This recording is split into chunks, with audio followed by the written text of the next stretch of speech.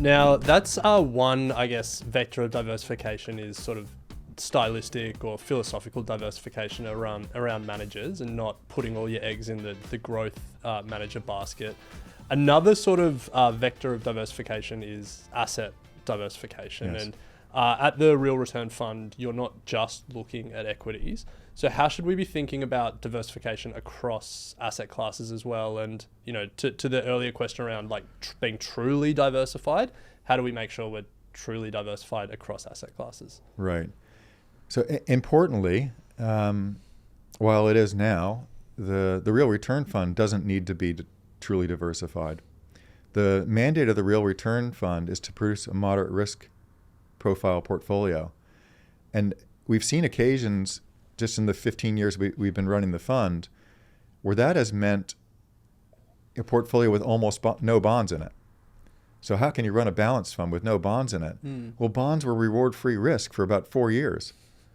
Why on earth am I going to buy a German Bund yielding minus 0.4 so that I can say I have bonds in my portfolio and it's diversifying? That's not diversifying. That's disastrous. So we can become very undiversified in order to execute our mission, and we have wide latitude to do that. It just so happens that as time has gone by, our net equity weight has dropped, and again, this is all in the mission of producing a moderate risk fund.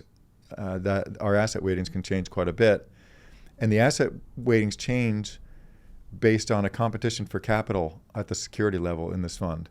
So it's important to disclaim that we don't have someone with infinite tactical market wisdom that rides on top of this fund that can, through a crystal ball, market time and asset time.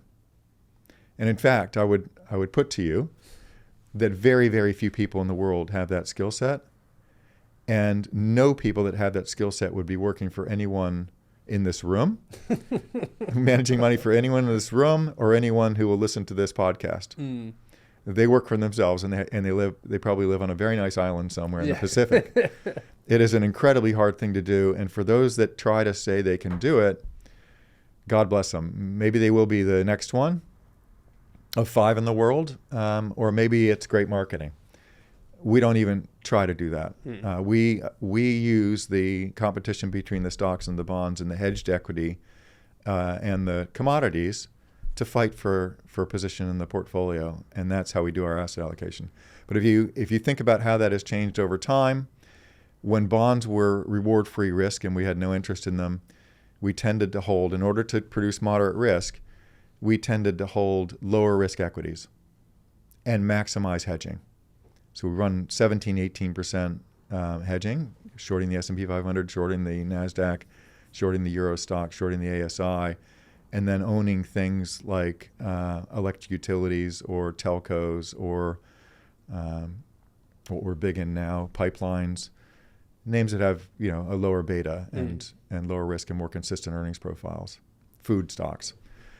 That's changed over time, and I think when we came out of the box, we were running a 75% net equity weight.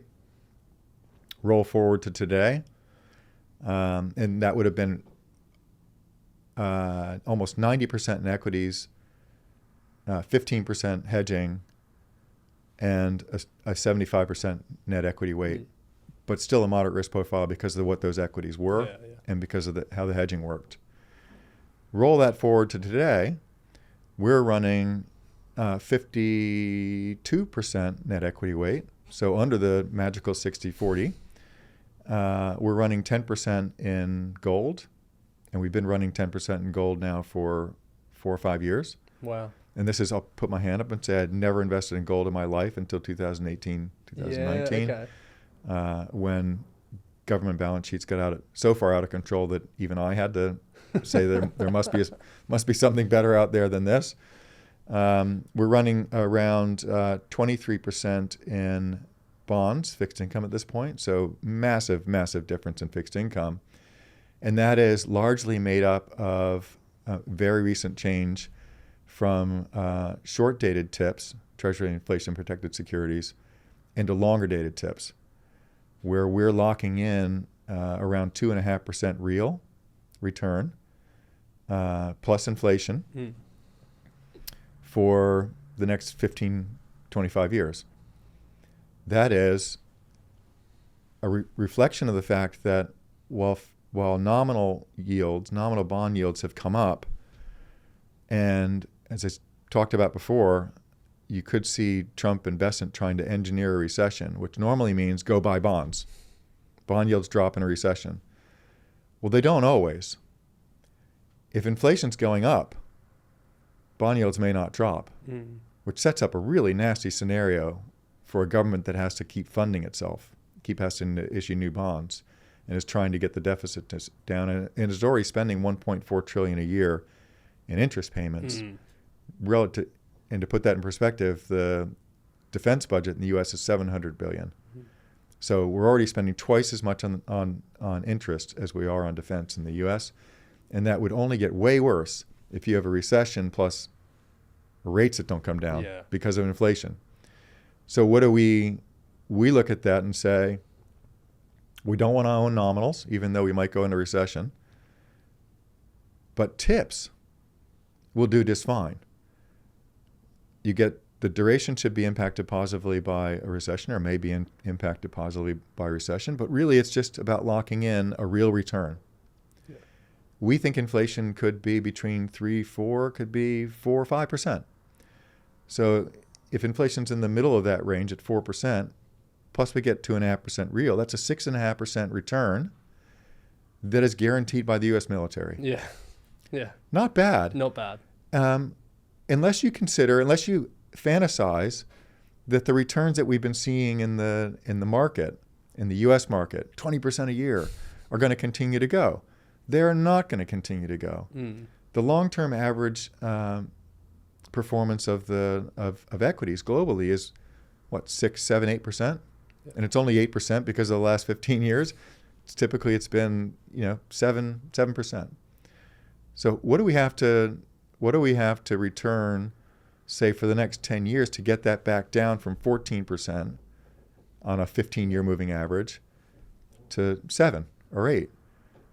We could be in for some years that people don't think are possible, like -5, -5, -5.